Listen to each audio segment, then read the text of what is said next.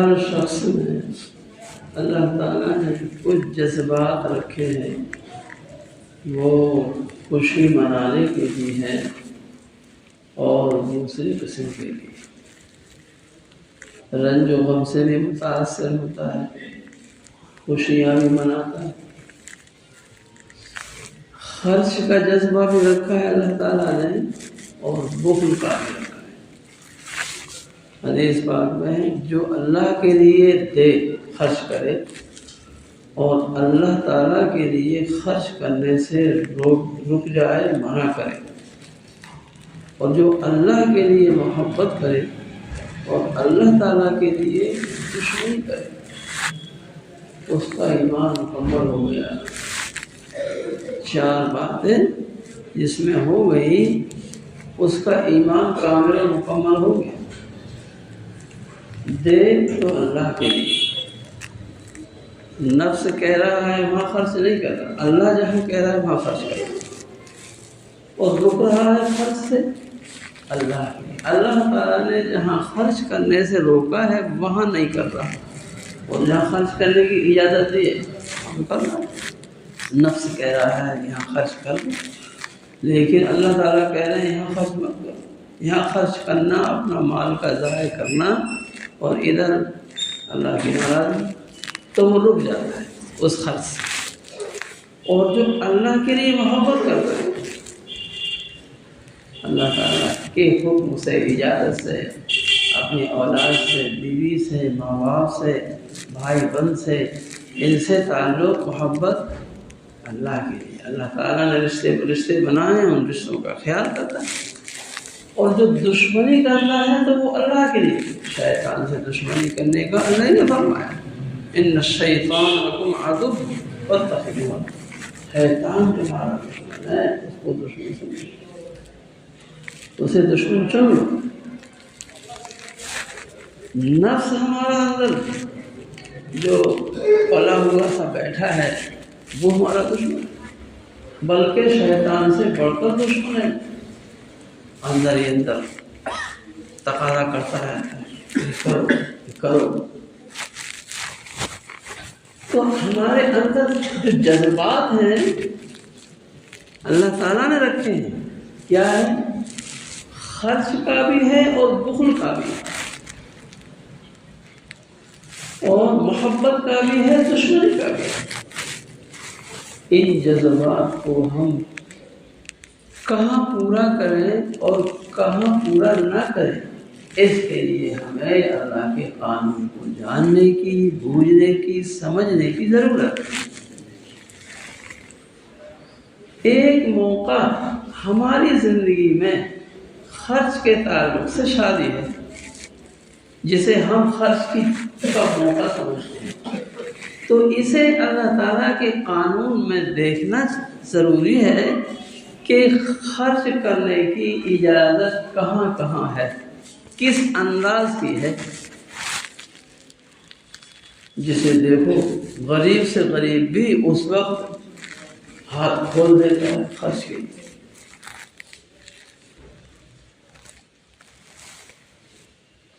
خرچ کے موقع شادی کے تعلق سے لڑکے کے لیے، لڑکے والوں کے لیے دو ہیں۔ کیا؟ ایک مہر،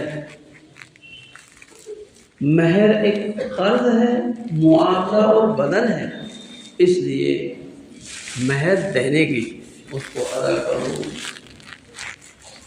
باندھتے وقت جب مہر طے ہوتا ہے اس وقت لڑکے والا چاہتا ہے کم سے کم، وہاں اب وہ اس کی سخاوت اور اس کی فیاضی گم ہو جاتی ہے۔ ارے صاحب کم مان، کہاں جا رہے ہیں وہ جسے ہم اپنا رہے ہیں، جسے بہو بنا کر لا رہے ہیں، بیوی بنا کر لا رہے ہیں، اسی کی جیب میں تو جائے گا، وہ بھی جب کے دیں گے، تو کم کیوں منوا سوچنا چاہیے۔ ارے گھر گھی کہاں جا رہا ہے؟ کھچڑی میں تو مہر اچھا ہونا چاہیے۔ حضرت فاطمہ رضی اللہ عنہ کا مہر جس وقت غربت تھی، حضرت علی کے پاس کچھ بھی نہیں تھا سمجھ، گھوڑا تھا اور زرہ تھی، گھوڑا اور زرہ تھی۔ زرہ جو لڑائی کے وقت میں پہنا جاتا ہے، کوٹ نما کچھ سامان دفاع کا، حفاظت، اور گھوڑا تو سواری ہے۔ تو حضرت علی نے چاہا کہ گھوڑا بیچ کر میں کچھ انتظام کروں۔ حضور صلی اللہ علیہ وسلم نے فرمایا بھائی گھوڑا تو مجاہد کی سواری ہے، زرہ کو بیچ سکتے، زرہ بیچی یا گروی رکھی، اس کا کچھ سامان ولیمے کے لیے لیا بس۔ تو اس حالت میں حضرت علی رضی اللہ عنہ کا مہر کتنا تھا؟ 1 کلو 530 گرام چاندی، مہر فاطمی 1 کلو 530 گرام چاندی، 1.5 کلو چاندی تھی، سمجھ لیجیے 1.5 کلو چاندی اس زمانے میں کم سے کم 80,000 کی ہو جائے گی، 1 لاکھ کی ہو جائے گی۔ یہ اس زمانے کا مہر تھا، اور مہر دیتے تھے، آج بھی عرب میں دینے کا رواج۔ تو مہر ہے ایک خرچ کی چیز جسے ہر شخص کو کنجوس بن کر طے نہیں کرنا چاہیے، کیونکہ گارڈن جو لے رہا ہے 50,000 اور بس لے کر آ رہا ہے اور ولیمہ کر رہا ہے اور کیا کیا فضولیات کر رہا ہے، مہر کے موقع پہ کہتا ہے صاحب کم کر، کیوں کر رہا؟ اچھا ہونا چاہیے، کم سے کم مہر فاطمی تو ہو، ضروری تو نہیں ہے لیکن کوشش کرے مہر فاطمی، برکتی ہو جائے گا، وہ مقدار برکتی ہو۔ دوسری چیز ہے ولیمہ، مہر کے بعد خرچ کرنے کی دوسری چیز ولیمہ ہے، اور یہ ولیمہ اپنی حیثیت کے مطابق اخلاص سے ایسے کرے کہ قرض کی نوبت نہ آئے۔ قرض سے تو پھر غریبی کر دے، اپنے ہی پیسے سے کرے، اور فخر نہ ہو، صرف مالداروں کو نہ بلایا جائے، غریبوں کو بھی بلایا جائے، نہیں تو وہ ولیمہ منحوس بتایا ہے، شر الطعام ہے، وہ بدترین کھانا ہے جس میں مالدار بلائے جائیں اور غریبوں کو نظر انداز کیا جائے، اور جس میں کھانے کی ناقدری ہو ایسا ولیمہ نہیں ہے، وہ شریک ہونے کے لائق نہیں، کھڑے کھڑے کھا رہے ہیں، پھینک رہے ہیں، ناقدری کر رہے ہیں۔ اور ایسے موقع پر اگر عورتیں بھی ہیں اور ان کا آنا جانا ایک ساتھ ہو رہا ہے، ایک ہی دروازے سے ایک دوسرے کو دیکھ رہے ہیں، یہ ولیمہ گناہ ہے، کیونکہ گناہ کا موقع بن گیا ہو، تو ایسے میں شرکت گناہ ہوتی ہے۔ فخر کے لیے کھلایا تو ایسا کھلاؤں گا کہ میری شہرت ہو جائے، سنت نہیں رہا ابھی بھائی، یہ گناہ ہوگا، نیت کی وجہ سے گناہ ہوگا۔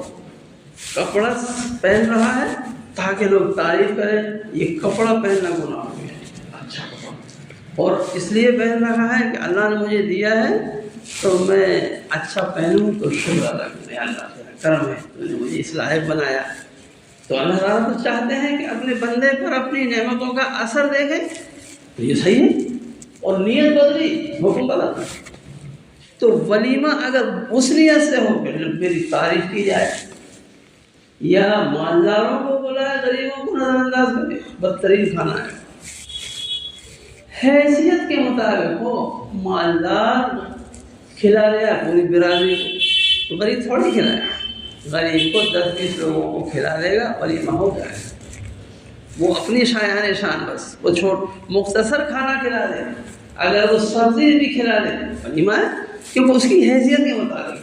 مہمان کی مہمان نوازی شریعت میں مہمان کے شایان شان نہیں ہے، میزبان کی حیثیت کے دائرے میں بتائیے۔ اگر مہمان کسی کے یہاں کروڑ پتی آئے تو غریب کے یہاں ضروری نہیں ہے کہ وہ اس کے شایان شان کھانا کھلائے، وہ اپنی حیثیت میں کھلائے۔ اگر وہ دال روٹی کھلائے تو مہمان کو حق نہیں ہے کہ آپ نے دال روٹی کھلائے، اس کی حیثیت ہے۔ یہاں تک کہ اگر میزبان کے گھر فاقہ ہو، غریب ہے، تو اس کے ذمہ نہیں ہے کہ وہ قرض لے کر مہمان کو کھانے کا انتظام کرے، خود کی حالت فاقہ ہے۔ بھائیوں، تو یہ ولیمہ مختصر ہوتا ہے، اگر کسی کو اللہ نے دیا ہے تو وہ برادری کو کیا، وہ پوری بستی کو کھلا دے، کوئی بات نہیں ہے، مگر نیت اس کی فخر کی نہ ہو، اے اللہ مجھے اس لائق بنا، اس نے کھلا دیا۔ یہ دو خرچ کے علاوہ اور خرچ نہیں۔ البتہ چونکہ شادی ہوتے ہی بیوی کا کپڑا اور کھانا پینا شوہر کے ذمہ ہو جاتا ہے، اس لیے ایک دو چار جوڑے جو بھی دینا ہو وہ شادی کے وقت بیوی کو دے دیے جاتے ہیں، کیونکہ اب نکاح ہوتے ہی شوہر کے ذمہ ہو جائے، تو اس حیثیت سے ایک جوڑا کم سے کم اور جو چاہے وہ۔ یہ ہے خرچ لڑکے والے کے ذمہ، اور بچی والے کے ذمہ کوئی خرچ نہیں ہے۔ برادری کو کھلانا بچی والے کے ذمہ نہیں۔ یہ جو برابری سے کھلاتے ہیں برادری کو، چاہے لڑکے کی شادی ہو تو ولیمے کے نام سے، بیٹی کی شادی ہو تو کھانے کے نام سے، دعوت کے نام سے، جو برابری سے کھلاتے ہیں، کوئی کمی نہیں رکھتے کہ وہ بچی کی کا موقع ہے تو تھوڑے لوگوں کو بلائیں، نہیں، جتنی برادری کو، جتنے رشتہ داروں کو ولیمے بلاتا ہے، بچی کی شادی میں بھی ان سب کو بلاتا ہے۔ تو یہ گویا ہم نے جو چیز سنت نہیں اور ثواب نہیں، شریعت کا حصہ نہیں، اسے ہم نے سنت کے برابر کر لیا۔ اور شریعت میں عمل کے اعتبار سے جب ہم کسی چیز کو سنت کے برابر کر دیں گے، حالانکہ سنت نہیں ہے، تو ہم پریشانی اٹھائیں گے۔ اس کے بعد اور کوئی خرچ نہیں ہے۔ منگنی کا خرچ کوئی خرچ نہیں ہے، صرف زبان سے منگنی ہوتی ہے۔ حضرت فاطمہ کی شادی کا قصہ حدیثوں میں آپ پڑھیں گے، بہشت زیور میں لکھا ہے، معلوم ہو جائے گا، کوئی خرچ نہیں۔ پیغام دیا، حضور پاک صلی اللہ علیہ وسلم پر وحی نازل ہو گئی کہ آپ اس رشتے کو منظور کر لیجیے۔ حضرت علی نے پیغام دیا، رشتہ منظور ہو گئی۔ آپ پر وحی نازل ہوئی، آپ نے امت کے لیے استخارہ مشروع فرما دیا کہ جس کام میں تردد ہو 2 رکعت نماز پڑھ کے سو جائیے، اور دعا ہے تو دعا پڑھ لیجیے، یا تو خواب میں ایسے ہی دکھ جائے گا خیر و شر، یا جاگنے کے بعد دکھ جائے گا کہ ہاں اس رشتے میں خیر ہے تو خیر، نہیں ہے تو نہیں۔ 1 دن 2 دن 3 4 دن میں ایک طرفہ کچھ نہ کچھ رجحان خدا کی طرف سے ہو جائے گا، یہ خدا کی طرف سے مشورہ ہو جائے گا۔ بس پیغام کی منظوری منگنی ہوتی ہے، وہ کرنے سے نہیں ہوتی۔ اور کرنے میں کیا کرتے ہیں سوائے کھانے پینے کی، سوائے کچھ دینے کی؟ دینے کا نام منگنی ہے؟ اگر کہو کہ وہ دینے سے پختہ ہو جاتا ہے رشتہ، تو پھر وہ منگنیاں بعد میں ٹوٹتی ہیں۔ وہ کیوں ٹوٹتی ہیں؟ وہ تو پھر کبھی نہیں ٹوٹتی، وہ ٹوٹ جاتی ہے۔ یہ کوئی وجہ نہیں۔ شریعت میں جو ہے منگنی باتوں سے ہو۔ ہاں رشتے کرتے وقت کریں تو کہ نہیں کریں، اپنے گھر والوں کو، رشتہ داروں کو، 4 سمجھداروں کو بلانا اچھی بات ہے کہ وہاں سے پیغام آیا ہے، آپ کی کیا رائے؟ ایسے اگر 10-20 لوگ اپنے بلاؤ سمجھنے کو اور پسند کرنے کو، ٹھیک ہے، وہ تو اپنے بلائیں گے، ان کے تھوڑے لڑکے والوں کو۔ لڑکے والا اپنے لوگوں کو بلا کے سمجھنے کو یہ رشتہ کیسا ہے، کریں کہ نہیں، ٹھیک ہے۔ لیکن منگنی ہو رہی، منگنی کہاں ہو رہی؟ وہ تو ہو چکے، رشتے کی منظوری ہوئی کہ منگنی تو پہلے ہی ہو چکی ہوتی ہے نا۔ اب کیا ہو رہا ہے؟ اب تو رسم ہو رہی ہے، غیر ضروری کو ضروری سمجھ کر کیا جا رہا ہے۔ اس لیے بھائیوں یہ چیزیں سب چھوڑنے کی۔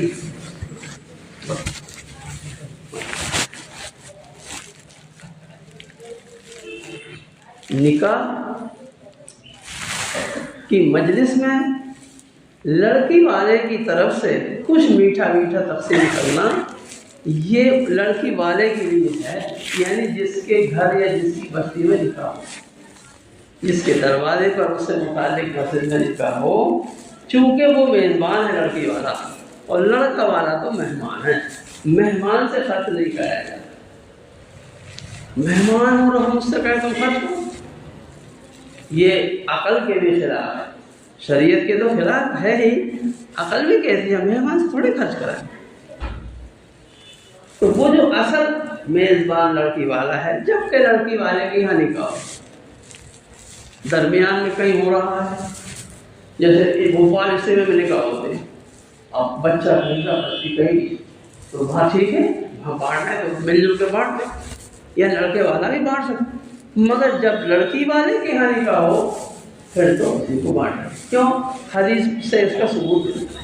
حضور پاک صلی اللہ علیہ وسلم نے حضرت فاطمہ رضی اللہ عنہا سے نکاح کیا تو چھوہارے آپ نے منگوا کے بانٹے تھے۔ اس سے معلوم ہوا کہ لڑکی والے مگر لڑکے والے سے بٹواتے ہیں اور خوب بانٹتے ہیں تاکہ بدنامی ہو۔ شاید یہ مطلب ہو خرچ کم پڑ جائے تو بدنامی ہوئے، اور کیوں نہیں لائے، کتنے دے آئے ہم اتنے لا کہنے میں کیا لگ جائے، اور جب یہی بانٹے گا خود حساب سے ہی کر لے پھر نہیں صحیح بنے۔ تو یہ خرچ لڑکی والے کے ذمہ ہے، باقی جہیز وغیرہ یہ لڑکی والے کے ذمہ نہیں ہے، وہ کوئی سنت نہیں ہے۔ اگر سنت ہوتا تو پھر ہر صحابی دیتا ہوتا اپنی بیٹی کو، حضور پاک صلی اللہ علیہ وسلم ہر بیٹی کو دیتے، صرف فاطمہ کو دیا ہے وہ ایک مصلحت سے۔ حضرت علی حضور پاک صلی اللہ علیہ وسلم کے یہاں رہتے تھے، ان کے والد ابو طالب تھے ہی نہیں، تو حضور ان کی طرف سے بھی ذمہ دار سرپرست ہے اور بیٹی کی تو تھے ہی، ان کا نیا گھر بسانے کو غربت کی وجہ سے کچھ انتظام کیا، کیونکہ حضرت علی کے پاس کچھ تھا ہی، صرف شادی کے لیے ولیمے کے لیے گھوڑا زرہ گروی رکھوائی تھی یا بکوائی تھی بس، باقی برتنوں وغیرہ کا انتظام تو فوری کرنا تھا۔ تو حضرت علی چونکہ حضور حضرت علی کے بھی سرپرست تو ان کے لیے ایک املا تھی، اگر سب کے لیے یہ چیز صحیح ہوتی تو پھر حضور کیا حضورانہ خاصہ ناانصافی کرتے کہ ایک بیٹی کو دیتے اور تین کو محروم کرتے، کبھی نہیں، کیونکہ اولاد کو جب کچھ دے تو سبھی کو برابر دینے کا حکم ہے۔ اپنی زندگی میں اگر اولاد کو کچھ دے سب کو برابر دے، لڑکے کو بھی لڑکی کو بھی۔ اچھی بات یہی ہے یا مرنے کے بعد جو حق ثابت ہوتا ہے ماں باپ کی جائیداد میں اس حساب سے بھی دے سکتا ہے کہ لڑکے کو دگنا لڑکی کو اکیرا، لڑکی کو اپنی زندگی کی کچھ نہیں دے رہا، لڑکوں کو برابری سے دے رہا سب لڑکوں کو، اور لڑکیوں کو نہیں دے رہا، گنہگاروں کو۔ گنہگار ہوتا ہے ایسا دینے والا، عام طور سے آج کل زندگی میں ہی نام کراتا ہے لڑکوں کے، اور لڑکیوں کو نہیں دیتا ہے، تھوڑا پیسہ ویسا دے دیا اور کچھ اسی حساب سے دینا چاہیے، ورنہ گنہگار ہو۔ دینا مناسب ہو جائے، اولاد نرینہ مالک ہو جائے۔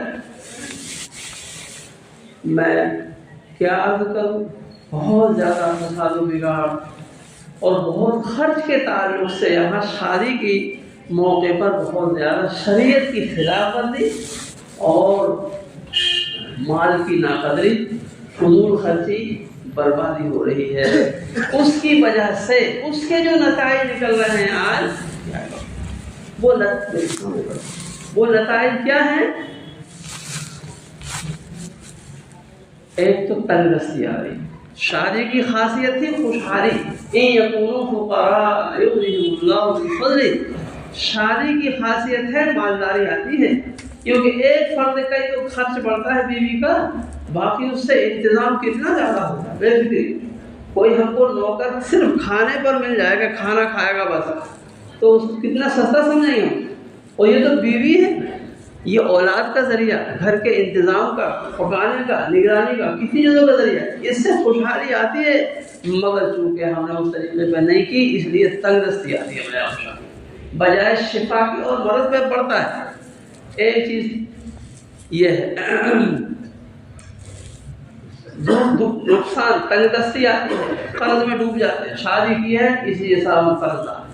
دوسرا، ہماری بہن بیٹیاں، امت کی بہن بیٹیاں، یہ شادی کا وقت ہونے کے باوجود جب رشتہ نہیں ملتا اور خوف خدا تو ہے نہیں، اوپر سے یہ رنگ رلیاں، زیب و زینت اور ننگا پن، بے پردگی، اور یہ موبائل، اسکول اور کالج کی پڑھائی، تعلقات، ان سے ہماری بہن بیٹیاں گھر سے باہر نکلنے پر وہ ان کے نزدیک مجبور ہو جاتی ہیں، اگرچہ وہ ان کا ایسا قدم اٹھانا غلط ہے، شریعت نے سب کا خیال کیا ہے کہ اگر شادی کی عمر ہو جائے اور رشتہ نہیں ہے تو کیا کریں، انتظام کرو، روزہ رکھو، سب چیزوں کی تدبیر بتائی ہیں، تو وہ ان کی غلطی ہے، لیکن اس میں کچھ سبب ماں باپ کا حدیث میں ہے، اولاد کے 3 حق ہیں، تیسرا حق یہ ہے کہ جب بالغ ہو جائے اس کی شادی کر دو. اگر بالغ ہونے کے بعد شادی نہیں کی تو اس کا گناہ باپ کے ذمہ ہوگا. معلوم ہوا کہ باپ کی کوتاہی سے وہ لڑکی ادھر ادھر ہوتی ہے. اور یہ صرف اس گھر کی نہیں پوری قوم کی بدنامی, اور نہیں اس بستی کی بدنامی ہوتی ہے. کسی بھی گاؤں کی لڑکی کسی غیر مسلم کی بھی اگر بھاگ جائے اور اس کا تذکرہ اس گاؤں کے رہنے والے مسلمان کے سامنے ہو کہ صاحب وہاں لڑکی بھاگ گئی, تو یہ مسلمان کو بھی شرمندگی ہوگی, کیونکہ میں بھی اس گاؤں میں رہنے والا ہوں. تو چھاپ لگ جاتی ہے, وہ داغ لگتا ہے, تو پھر مسلمان کو نہیں لگے گی. یہ امت یہ قوم پر بہت بڑا قرض ہے کنواری لڑکیوں کا, اور وہ قرض بڑھ رہا ہے فضول خرچی سے, اور فضول خرچی شریعت کے خلاف ہو رہی ہے. اس لیے ہم شریعت کو, اللہ کے قانون کو سمجھیں, اور جہاں خرچ کرنے کا حکم ہے وہاں خرچ کریں. جیسا میں نے کہا کہ انسان میں دونوں طرح کا وصف اللہ نے رکھا ہے, خرچ کا بھی ہے, بخل کا بھی ہے, محبت کا بھی ہے, دشمنی کا بھی ہے. تو خرچ کا جہاں موقع ہے وہاں خرچ خوب کریے, اور جہاں خرچ کرنا منع ہے وہاں خرچ نہ کیجیے, وہاں بخل کیجیے. وہاں اللہ تعالیٰ کو بخل پسند ہے, بخیل بن جانا اللہ کو پسند, یعنی گناہ کے موقع پر. اب یہ گناہ کا موقع کون سا ہے اور فضول خرچی کا موقع کون سا ہے, اس کو علماء دین بتائیں گے. علماء دین سے پوچھئے, اور اس کے مطابق اگر اپنے جذبات پہلے سے ہی صحیح ہیں تو ٹھیک, جذبات پہلے سے خرچ کے معلوم ہوئے تو منع ہے, رک جانا چاہیے. کیونکہ ہم اللہ کے بندے, اور ہماری خوشی غمی سب اللہ کی غلامی کے تحت ہونا ہے, اور یہ دنیا ہمارے لیے